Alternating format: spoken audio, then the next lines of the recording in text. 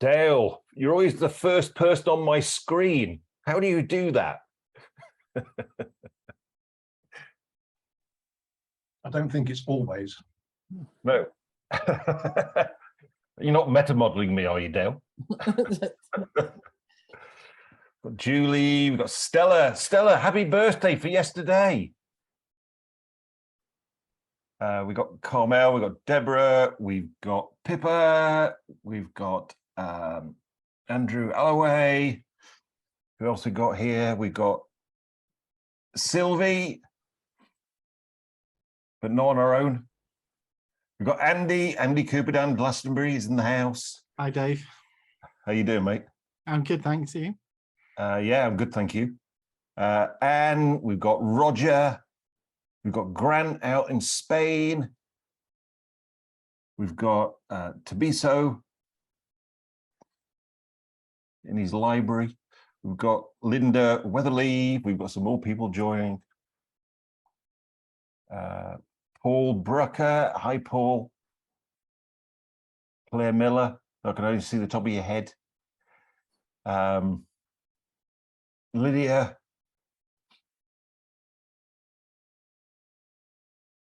Yeah, here we are. Who's that?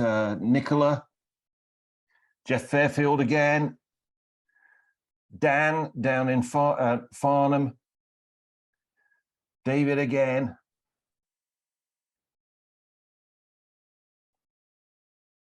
Andrea just popped in on the top corner here. And Ken's joining as well. Ken James. Lisa, how you doing, Melissa? Tim's out walking, out in Nottingham, presumably. Caroline Day. Yep, it's we're filling up nicely. So we are experiencing yet again one of the hottest weeks that we've ever had in the UK, in England, which has created a few challenges which I'll share with you. When here's the strategy I use to create these sessions. On a Monday, I read the chapter in the book. Obviously, I've read the book many times before, but I read the chapter in the book and create the email that goes out to you guys to go, this is what we're going to be covering.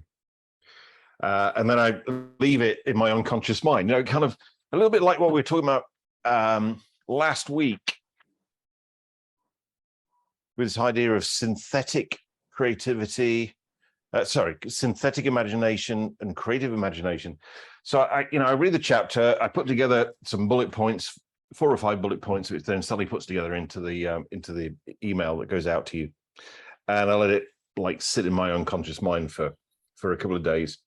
And then I read the chapter again at least twice before I put the actually what I'm going to talk about on the night, if you like, or on the session, which is why sometimes the description that comes out in the email and what I actually talk about in the session don't match. I don't really care about that as long as the session works and you'll achieve your outcomes from it. So that's how I put it together.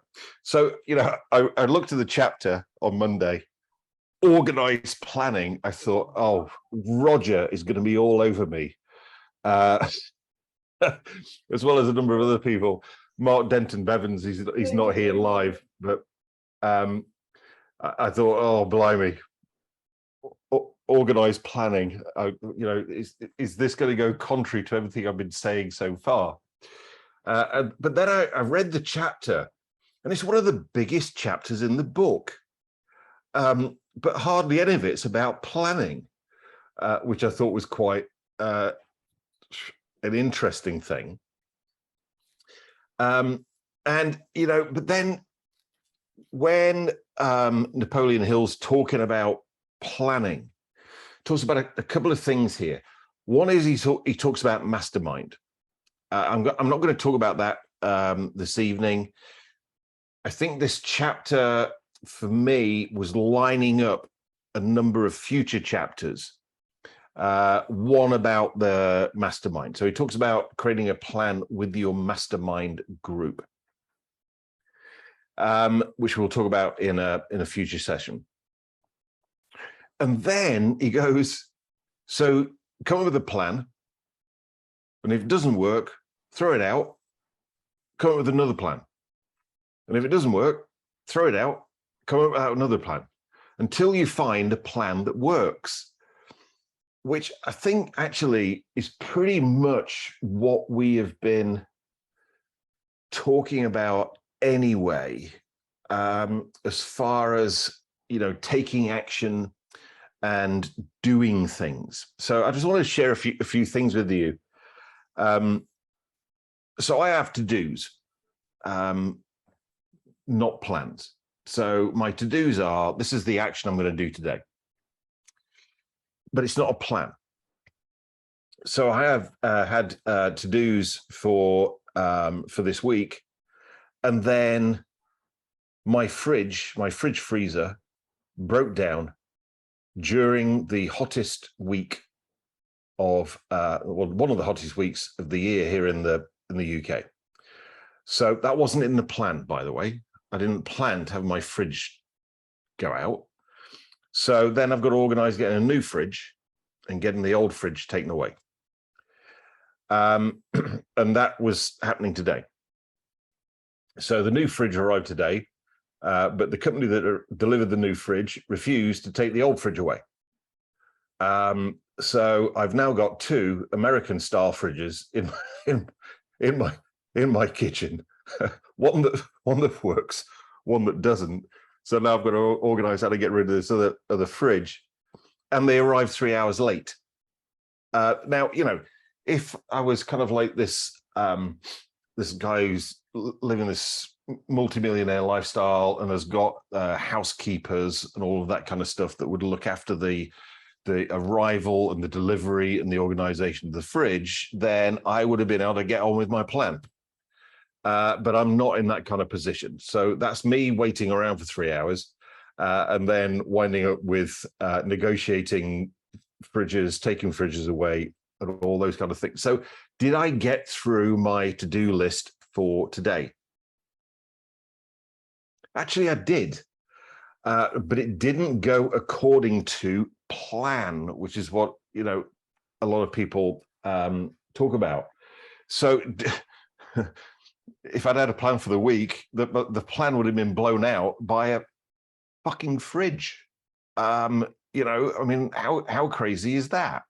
But because I didn't have a plan, there was nothing that could blow it out. Did I take action? Yeah. Did I do it when I was thinking I was going to be taking action? No.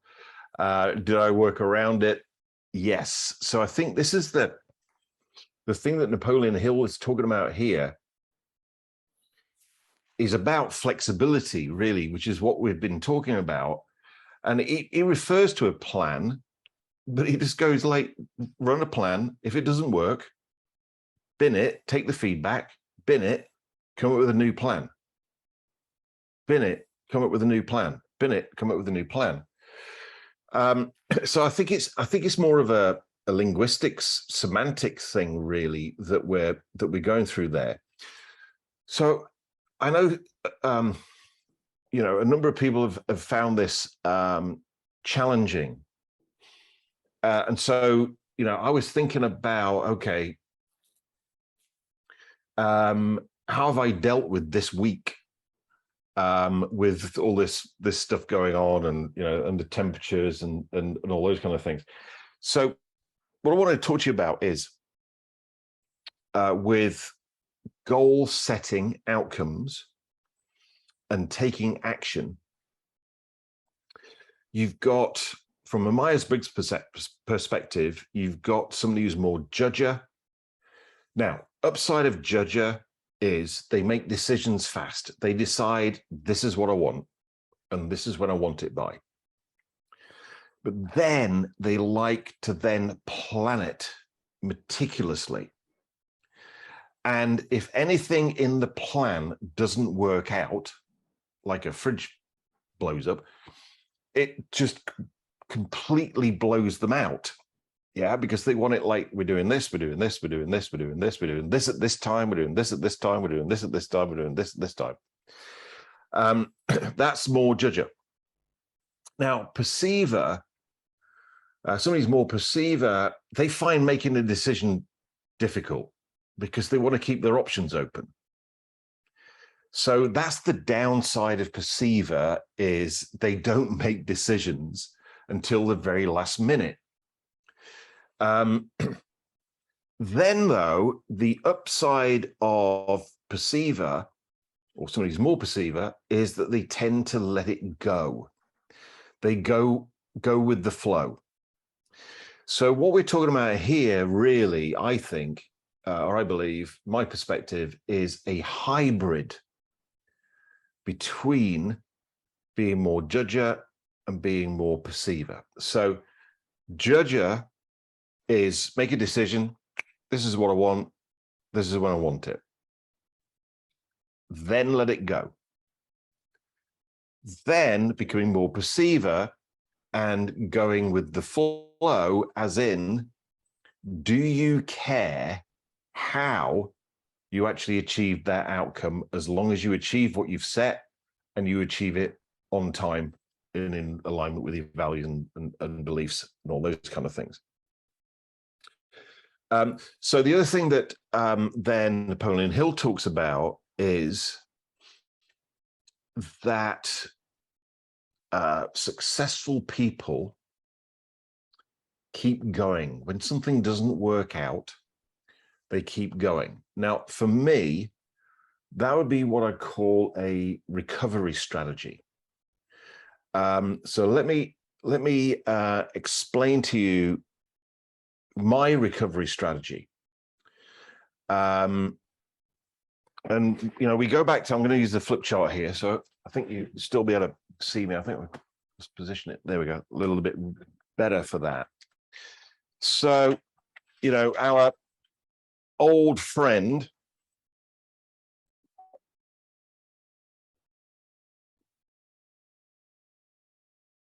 cause and effect, which we talked about a number of times previously.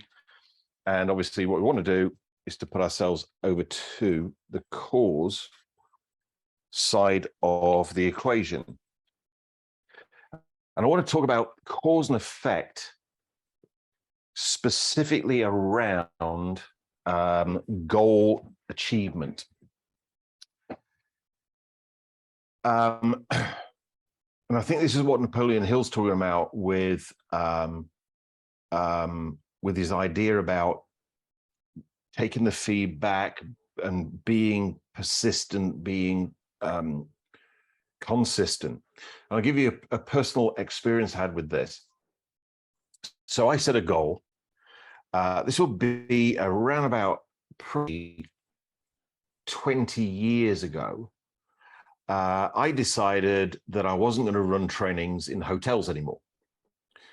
I just run a master practitioner training at a hotel in West London.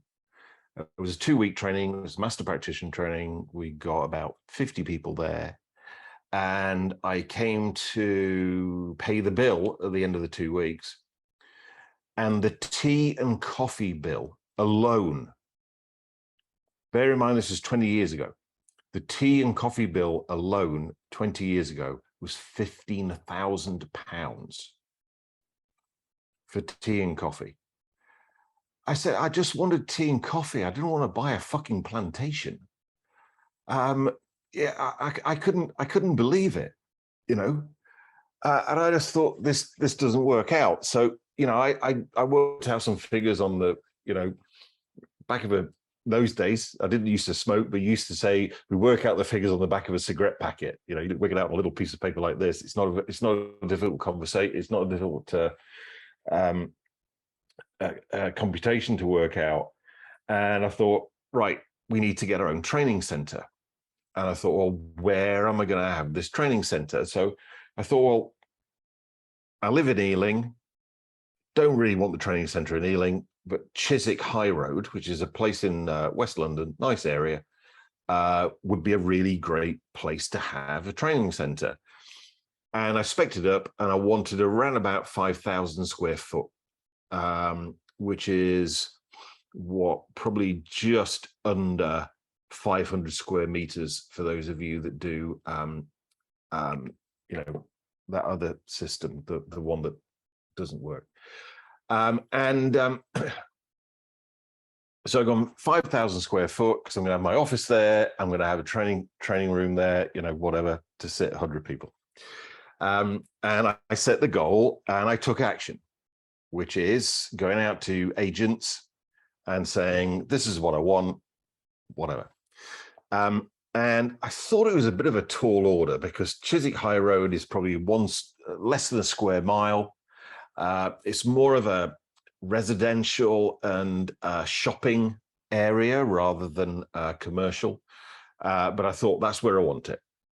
So an agent came back to me, said, right, we found somewhere, come and have a look. And I went to have a look at it. And I thought, this is perfect. So I went for it. But my offer wasn't accepted.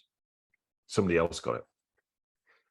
So I think this is what Napoleon Hill's talking about, is that a lot of people would go, I failed. Therefore, forget it. But no, recovery strategy. I went, okay, so how did I create not getting it? What is there for me to learn from this? And what do I need to do differently next time so that next time I go for it, I'll get it? And, you know, when you ask your unconscious mind questions like that, you'll always get answers, and they're always good answers. So I integrated that, went for it. Different agent contacted me and said, we found a place that fits your description. I thought, wow, a second place of that size in Chiswick High Road. And I went to look at it, and perfect. So I went for it. Didn't get it. They didn't accept my offer. They took somebody else's offer. So now I've failed again in a lot of people's minds, and they just go like, there's just no way, you know. But I went, okay, so how did I create not getting it? What is there for me to learn from this? And what do I need to do next time so that next time I go for it, I'll get it? And, you know, when you ask questions like that of your unconscious mind, you always get answers, and they're always good answers. So I did do that. And then a week or so later, another agent contacted me. We found a place that fits your spec. Now I'm even more amazed. I'm going like, wow, a third place in such a small area that fits my specification. And I went to look at it. It was perfect. I put in an offer, and it was accepted. Third time. Now, a lot of people say third time lucky. I don't think it's third time lucky. I think it's just, you know, I went for it a third time, you know, and I got it, and it was 5,000 square foot, and it was like an aircraft hangar. So it needed a lot of work doing to it to make it the way I wanted it. And I remember when I completed on it, one of my trainers from the US was over, and I said, "Do you want to come see the new training center?" And she said, "Oh yeah, that'd be great." I'm just trying to bring my Remarkable up so I can see my notes. That'd be great. And so we went to pick up the keys, went to look at it, and we just walked into this huge place. And she said, "Are you excited?" And I went, "No." She said, "Well, you're feeling something," because I can feel it. I said, "Oh yeah, I'm feeling something." And she said, "Well, what are you feeling?" I said, "I'm feeling shit scared." Because I walked into this place and go like, what on earth have I done? You know, but that I think is what Napoleon Hill is talking about, where he says about changing the plan. I didn't have a plan. I just went, this is what I want. This is where I want it. This is the price I can pay for it. And that was about all the detail I had. As far as the outcome, then you got to go take action, put it out to the agents, go and view places, those kind of things, which is about persistence. But persistence takes a recovery strategy, because sometimes you put out a goal, you take action, and you achieve it first time. But then, you know, the story, and it's a well-worn story, really, that Napoleon Hill talks about, which is about Edison and the inventor of the electric light bulb.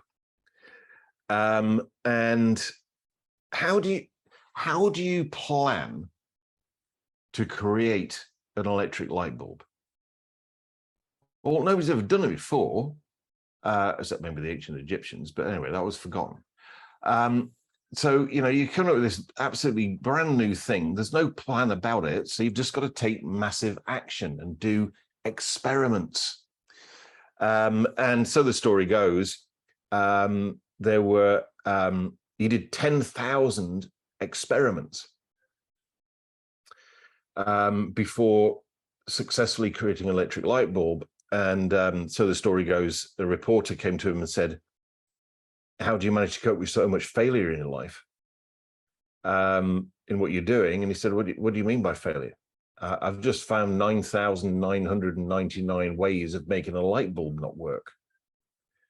And this isn't so much in the regular written story, but I have come across this, and who knows whether it's true, but it's a nice story that Edison attempted to make an electric light bulb out of bananas and peanut butter, just to see if it would work. Because he said, imagine you just go like, there's no way you can make one out of bananas, no way you can make one out of peanut butter, so you don't do it. And then you find a bloke down the road has made one out of peanut butter. That would really annoy you. And there's another story about, you know, he does one particular experiment and he blows the laboratory up. He's got a friend of his with him, blows the laboratory up, nearly kills both of them. And as soon as the dust has kind of like settled, he gets out his notepad and his pencil and starts making notes. And his friend says to him, what are you taking notes on? It didn't work. You nearly killed both of us. And he said, well, no, it didn't work as a light bulb, but if I ever want to create an explosion, now I know what to do. So he wrote it down, right? And eventually, after purportedly 10,000 times, he managed to actually achieve the goal of having a light bulb, which is, you know, how we're still lit today. So that's what I think that Napoleon Hill's talking about in the first bit. Then he talks a lot about leadership. I'm not going to go into a lot of detail because I don't really think it's really about what we're talking about here with Think and Grow Rich. But he talks about a difference in leadership style starting to come in the kind of like the post 1920s, 30s, and 40s. I think this did hit a little bit of a brick wall, but I think it is something now that we need to pay attention to, is in two distinctive leadership styles. And this also fits in with Clare Graves's values levels, shifts in values levels in the planet. 1920, 1930, pretty much the planet was working at values level 4, which is command and control. You do what you're told. Leadership was really run by fear and guilt. Installing fear if you didn't do what you were told by the leader, and the guilt if you didn't. And so people did what they were told.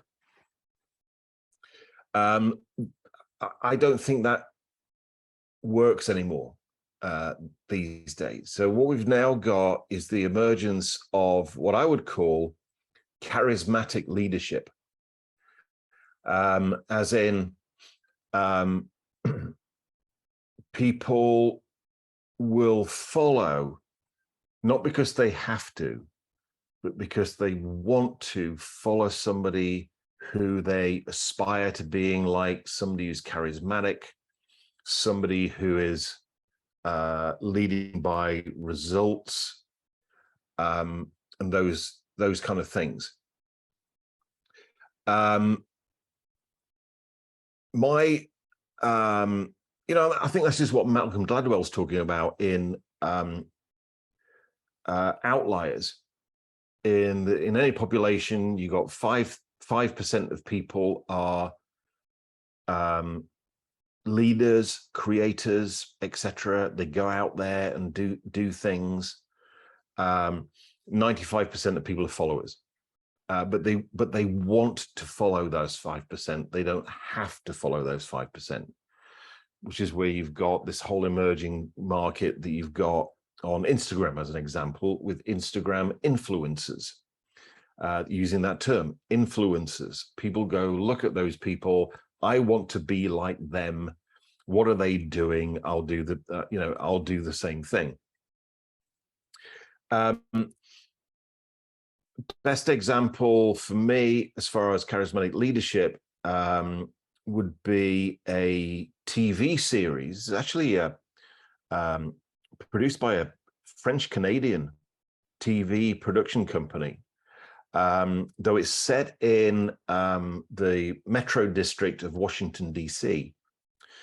And it's a dramatization of a autobiography of a guy called Jack Manion, who was the head of police for the Metro District in Washington, D.C. And they dramatized it. I personally think it's an absolutely phenomenal dramatization. If you haven't seen it, watch it. The casting is great, but the character that they've portrayed and then acts out the role of Jack Manion is what I would call an absolute perfect example, in my model of the world, my perspective, of a charismatic leader. So then what we've got is, how do you become a charismatic leader? Because, in the old days, it would be, well, some people are charismatic, some people aren't. Some people have got it, some people haven't. Then came along this thing called NLP, neuro-linguistic programming. And with NLP, anybody, if they're willing to put in the work, put in the investment, can become a charismatic leader, which is what Napoleon Hill was talking about as being the new leadership style that he perceived was starting to come in. And I think he was ahead of his time, was starting to come in, let's say, the late 1920s, post-depression in the US. So those are the things. The other things, it's quite a big chapter, but then there's a lot of 20 reasons why people fail. I think I've distilled those down into 7, which is what I put in the group, the 7 reasons why people fail. So I'm not going to go through those because I think it's replication. If you haven't watched that video already in the Real World NLP and HUNA community, then it is there. Letting go, again, is there in the video Quantum Success, which I also put up in the group. And then there's a good amount of space taken up in that chapter around how to apply for a job in the late 1920s, early 1930s, with even as much as saying pin a photograph of yourself to your profile, which I found obviously quite amusing, since now everybody can see what everybody looks like. So I'm not going to go through that because I don't think it's really relevant to what we're doing here with Think and Grow Rich. My big things again were about the whole thing about planning and taking action, and then leadership styles. So and also how we tie it into to NLP, as far as like anybody can become a charismatic leader if they're willing to put in the time and the effort and the investment to do that and to learn how to do it. Are there people who are born that way? Yes, there are. Are there people that aren't? Yes, they are. I would be an example of that.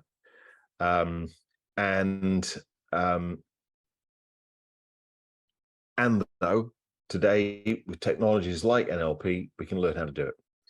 So that's me talking for about 35 minutes. I didn't know I'd be able to talk for that long on that particular content for that chapter, though I seem to be able to manage to do it.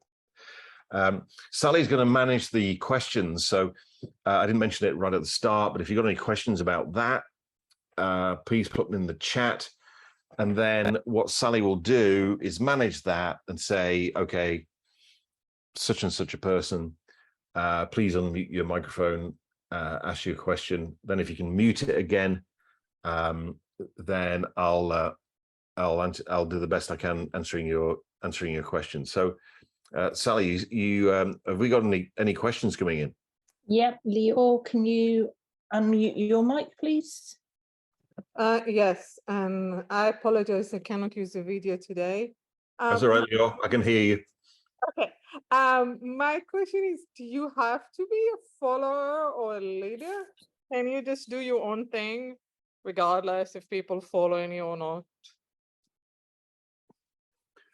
Well, I think an important thing is to lead yourself. There's that whole thing, if you don't have goals for yourself, somebody else does. So being an outlier, I think, is a good thing. Then my thing around it is that if your goals are really big, are you likely to be able to achieve those goals without the assistance and support of other people? Probably not. So then that's where the leader, and particularly charismatic leadership, comes in. And I think then what we get from an NLP is around setting goals that are ecological. Then goals that, one, you achieving the goal will enhance every area of your life. It will enhance the lives of the people around you, and will enhance the planet in general. Then what you'll find is that people want to support you and help you in achieving that goal rather than getting you away. So either I don't have a big enough goals, or I feel like people following what I'm doing, but I don't know that they are followers. They're just using the way I live my life like an example or inspiration, and I don't know that they are a follower. Well, then they're a follower. If they are being inspired by you, if they are following you because of what you're doing with your life, then they are following you. So well done. But like I said, I'm just doing my own thing. I wasn't planning on starting a revolution. Yeah, well, most revolutions weren't started that way, really.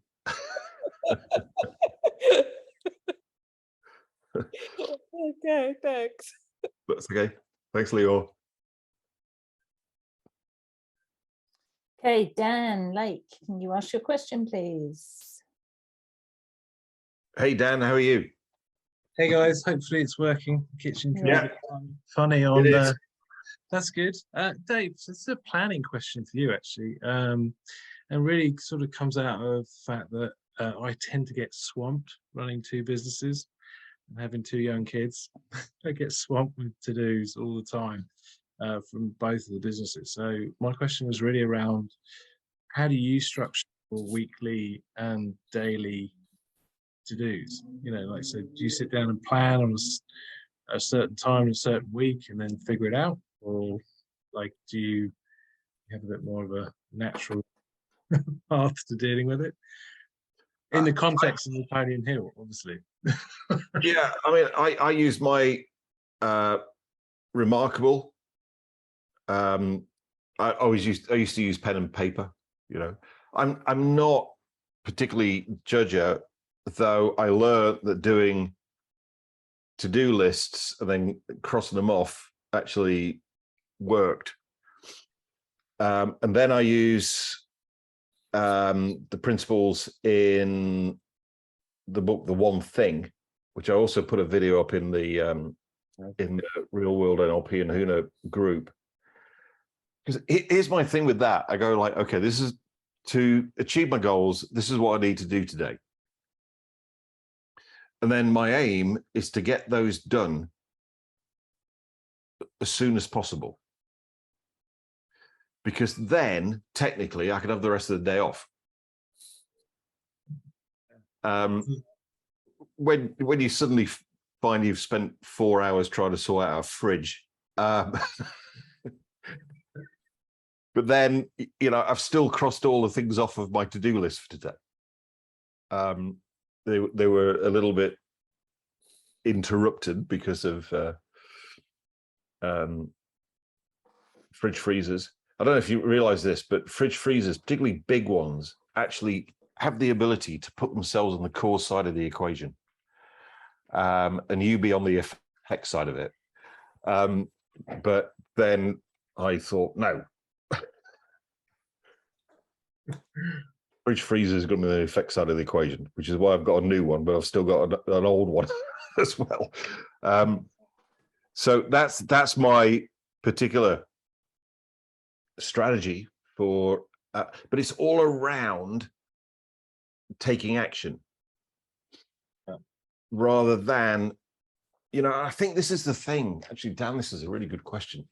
You know, things like Outlook and where you put everything in your calendar and right between this time and this time, I'm going to be doing this, and what it puts it into a really linear process.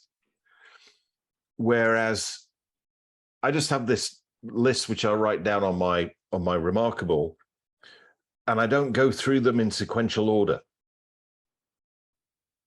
Because I go like, okay, what do I feel like doing next? Okay. What do I feel like doing next? Okay. There will be one, won't there? There will be one thing you gravitate towards, and you're like, oh yeah. That one's all right. You know, I've been doing a lot of filming for videos. Some of you might have seen the ones I've been putting out. We've got a whole host of them in the can that are coming out over the next few weeks. And then, you know, I live overlooking a marina, and there's just been this guy who's been sawing decking, I think, for his boat or something all day. So there's just been no way that I've been able to do any filming. because there's just too much noise. So I just go like, okay, so that's all right. We're doing that. But equally, I might go, okay, and it's also very, very hot. So I might go, okay, on my list, I've got doing these videos here. I'm going to do them at midnight when it's quiet and it's cooler. And so, therefore, I can play guitar for the rest of the day. Because I'm still going to scratch these off. Because if I try or force myself to do it now, it's not going to work. The environment's just not right. It's not conducive. And I'll still get it done. And equally, it could be, right, okay, I'm not going to get this done at this particular point in time. So it's improvisation. Let's go do this for the kids.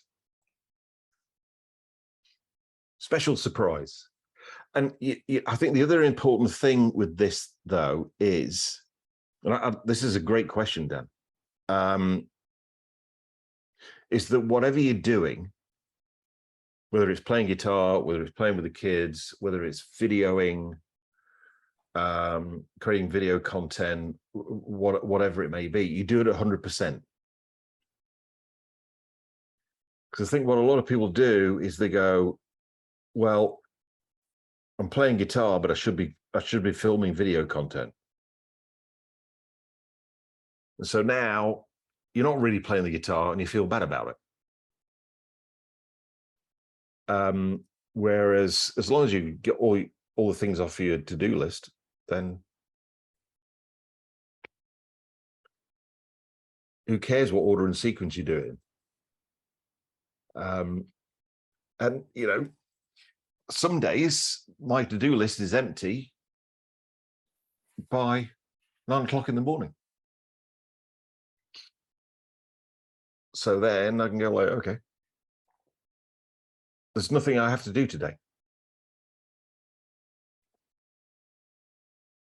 because I've done it.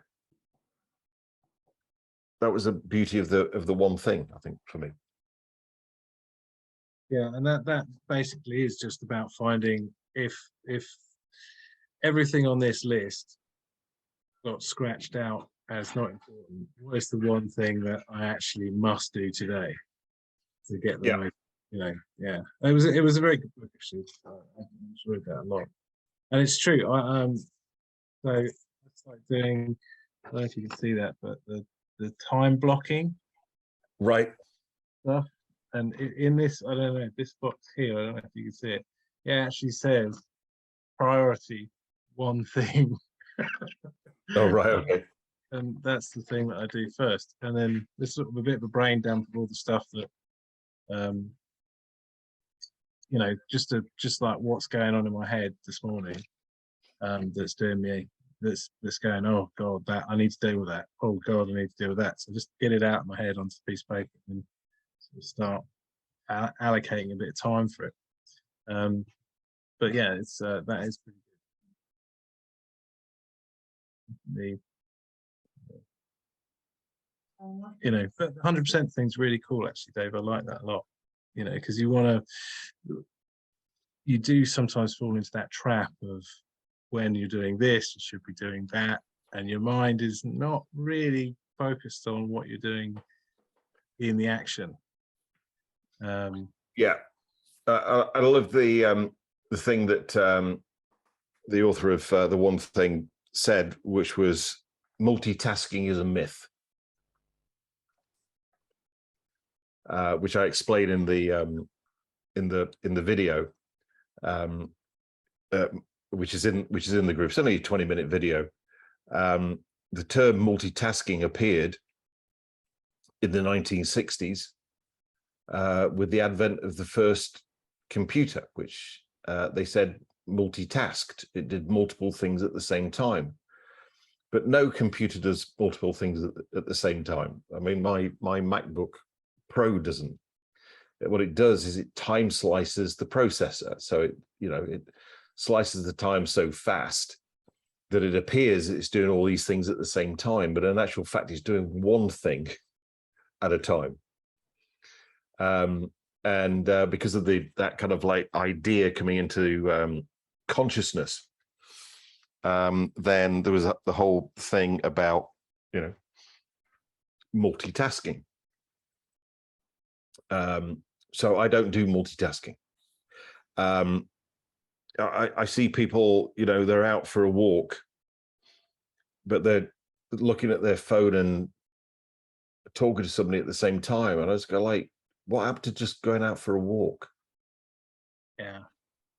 Rather than, right, I'm going to go out for a walk and I'm going to watch this video and talk to this person on the phone at the same time. Well, you're not doing any of those at 100%.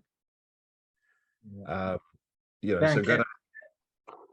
I was to say, Dan Kennedy talks about this all the time. That's why he doesn't have a mobile phone. And he goes, it's the space between events, which is where you get your creative thinking time and your relaxing time. And he goes, I just don't know how young people do it with their phones, talking about the world as everyone.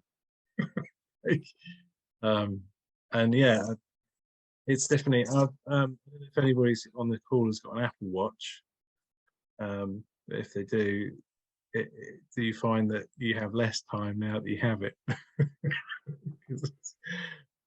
It's always nagging you. Well, I've got 4 actually, Dan, but Have you? you'll notice that I'm not actually wearing one. So they're good for certain things, but I've gone back to the old kettle, as they called it in Cockney rhyming slang. Yeah, I think it's a good shout. Thank you, David, for that question. Cheers, Dan. Thanks for the question. Okay, Caroline Day, can you ask your question, please? Caroline. Hello, can you hear me? I can hear you. Good. I'm thinking of the Titanic and the people who missed the Titanic, and it was the best thing that ever happened to them. And I'm wondering, how do you know when something's not working, that it's not your unconscious mind giving you a secret message that you shouldn't be doing it? Well, okay, good question. If something's not working, then stop it. No, I'm thinking of your example of getting the training center, for example. So you're going for something, and for some reason. Yeah. So that was my goal. And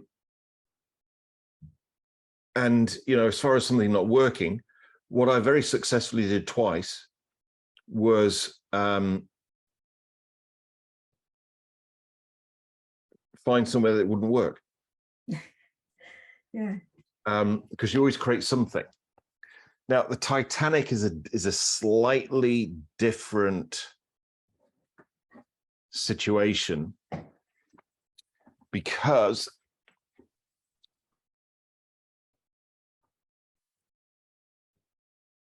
three mines that we talked about before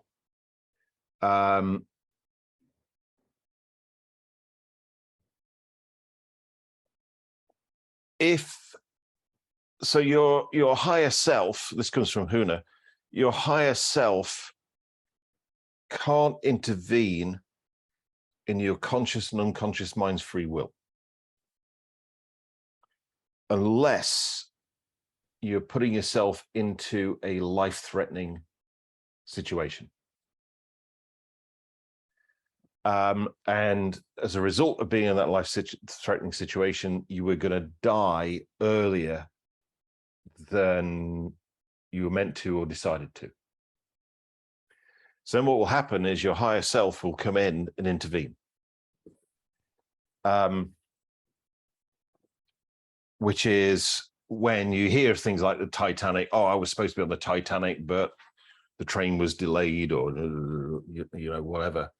My friend Andy's still here. He's a absolutely perfect example of this. You can tell the story, Dave. Perfect example of Titanic in modern days was with I was in Hawaii when 9/11 happened, and Andy used to do training sessions on the window on the world on the top of the World Trade Center. So I saw that happening. First thing I thought about, what about Andy? And trying to get it. Obviously, this is in the days before mobile phones. It's in the days of modems that ran slightly quicker than Morse code. But like a couple of days later, I finally get an answer back from Andy saying, yeah, I'm fine. I was meant to be there, but I changed my mind. Stayed in the UK an extra day. The company that Andy worked for, I think, I know you'll correct me on these figures if I remember them right, went from around about 35 employees to 2 overnight because of 9/11, because everybody was in the Twin Towers. I'm telling that story on a training, and then one of the students there said I was meant to be on Andy Cooper's training course. That's Jay Cherie. And I said, well, obviously you weren't there. He said, no, I wasn't. Said I lived in New York at the time, and my parents hated New York, so would never come and see me. But then they contacted me on the 10th of September and said they were going to come and see me tomorrow. And I didn't have the heart to say I was going to do a training course, so I transferred it. I said the same thing to her as to Andy. There's obviously more for you to do this lifetime. But then Andy did it again. Did it on, like, what was it, the 7th of July 2005 with the terrorist action in London. All that went off. I'm going, that's the route that Andy takes, because now he's working at Reuters out in Canary Wharf. And obviously all the phones are down and all that kind of stuff. And he said, no, I'm fine. I missed my train. And I said, obviously, Andy, you've got more to do in this lifetime. And next time I'm traveling any distance, you're coming with me. Because he's like your personal St. Christopher, really, as far as that's concerned. It's like as long as he's got more to do in this lifetime, that's the thing. So that's more the kind of like the Titanic kind of situation, rather than not achieving your goal first time. Does that answer your question, Caroline? Yes, I was thinking about times when I've been trying to do something and several things have gone wrong along the way. And really, I should have stopped doing it sooner, but I'm quite a dogged old thing. But you still, so here's the thing, you've got the goal, and then you go, this is the way I'm going to achieve this goal. I think this really fits in with the way a lot of people think about planning, is they've got this plan, and the plan doesn't work. And then they go, no, I'm a dogged old thing. I'm going to make it work. Yeah. And if the plan didn't work first time, it's not going to work the second time or the third time or the fourth time. There's no magic in repeating the same pattern over and over again, trying to wear the universe down. Yeah. It's too big. Fine. Thank you, David. It's a pleasure. Thanks, Caroline.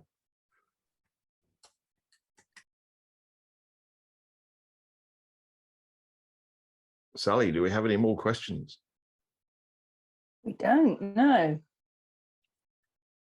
We do not. We are all questioned out. We're all questioned out. Yep.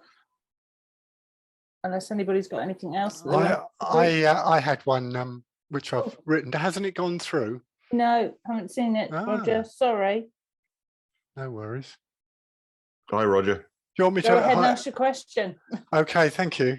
Can you hear me all right, Dave? Yeah, I can do. Yeah, thanks. Yeah, so I feel under pressure to ask a question about planning. You'll be pleased to hear. I'm totally converted. totally converted to your arguments, as I normally am. It's exceptionally irritating, but I am. I do a lot with complexity theory because of complex systems and business and all the rest of it. Are you a supporter of the butterfly effect as a useful theory? And how do you apply it in planning? Just to put that in context, in complexity theory, you've got this idea that complexity theory just comprise where you've got things evolve, they don't get planned in determinately. And so the thinking there is that complexity theory is down to just two things: starting conditions and feedback. And I was really taken with something you said very early on today, that you need to be a hybrid of a judger and a perceiver. You need to be a decisive judger and a flexible perceiver. Did I get that right? I have interpreted your, which is another way of saying that, isn't it? I just wonder what your thoughts were on that whole area of complexity and butterfly effect in the context of planning.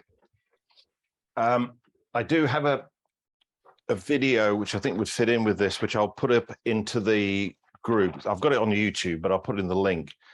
You know, you'll know, Roger, from NLP, we've got the idea of the hierarchy of ideas. You know, we've got big picture,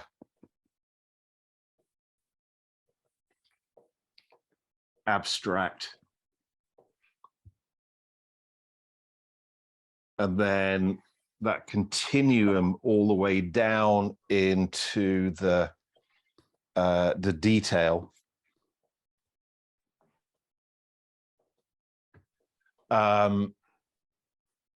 Specific. Now, I go through this in that video. I go through this in the hierarchy of ideas in way more detail than this, but it's just in the context of your question. What you've got up here in big picture is simplicity, and what you've got down here in the detail is complexity.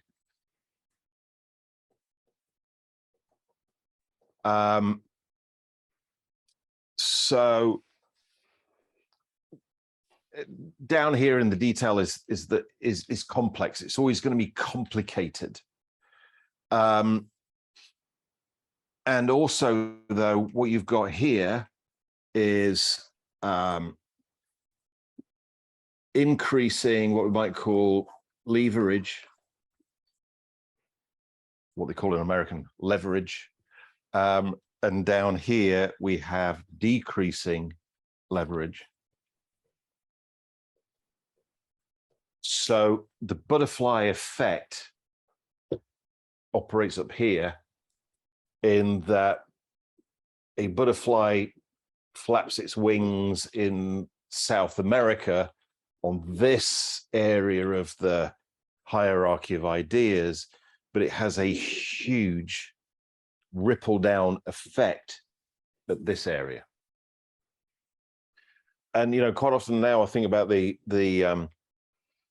hierarchy of ideas as being like an organizational chart in business, in that, you know, up here, small change in thinking at this level in the organizational thinking, the organizational structure, will have a massive impact down here.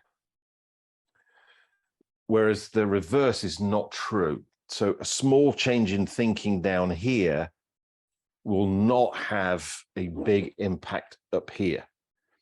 So that's my thinking on complexity theory, and also my thinking on the butterfly flaps its wings in Brazil,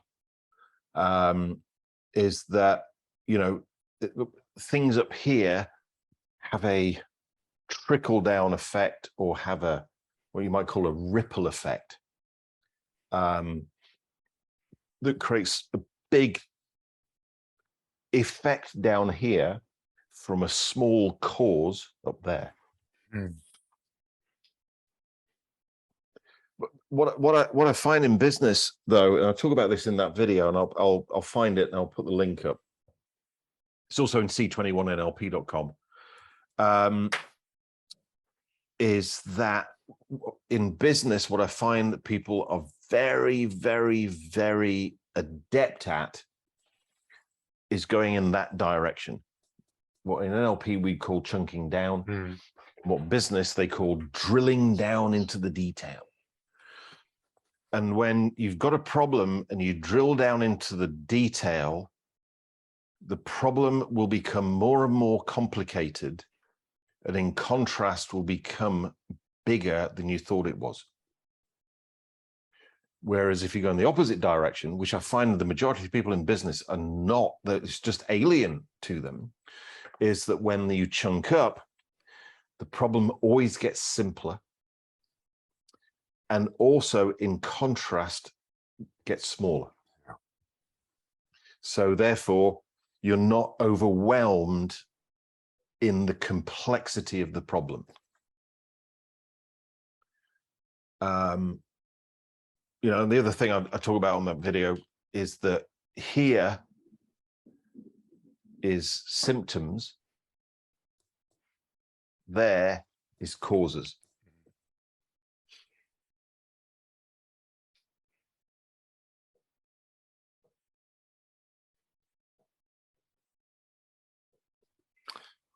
That's brilliant. A really elegant answer, David. Thanks so much for that. Really, Thanks, Roy. really appreciate it. Great question.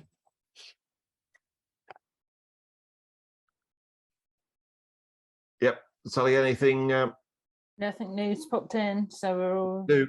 nope, we're all good. Okay. Now, next week's session is on decisions. Love it. Same time, same back channel. Useful stuff tonight. Give me a thumbs up. Yeah. Good stuff. Thanks for being here. I will get on to editing the recording. Probably I'm going to do it tonight. So Sally will have it by tomorrow. And then if you want to watch the replays, and I'll also get that video posted as well on the hierarchy of ideas, because I think, Roger, since you did Pracker Master Practitioner with me, I've gone into the hierarchy of ideas in significantly more detail from a concept point of view as to what we can use it for. How we use it, still the same. And I just think the usability of it, particularly in business, is huge. So I'll put that up in the Real World NLP and Huna. Thanks, I really appreciate that. Yeah. Okay, guys. See you next week. David, just quickly. Yes. Who's that? Julie. Julie. Julie. Where will you be posting the video? In the Real World NLP and Huna community group on Facebook. Oh, okay. How do I? You won't know if I'm in that, I don't suppose. How do I join that? Just in case I'm not on it. Let me check, Julie. Oh, okay. Yeah. Sorry.